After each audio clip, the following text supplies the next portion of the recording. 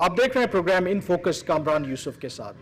पाकिस्तान मुस्लिम league नून के कायद नवाज शरीफ अगर 18वीं आईनी तरमीम से मुतालिक अपने तहफ़्फ़ुज़ात का इजहार ना करते तो शायद आज सदर जरदारी पार्लियामेंट के मुश्तरका इजलास से खिताब कर चुके होते और 18वीं आईनी तरमीम को भी पार्लियामेंट में पेश किया जा चुका होता। लेकिन ऐसा नहीं हुआ और शायद यही पाकिस्तान की सियासत का खासा है कि इसके बारे कोई हतमी राय कायम नहीं की जा सकती। लेकिन इस बदलती हुई सूरत हाल में आम आदमी यकीनन परेशान है कि अगर 2 सालों में उनके मुंतखब नुमाइंदों से ये कानूनी और आईनी मसाइल हल नहीं हुए तो उनके मसलों का क्या होगा।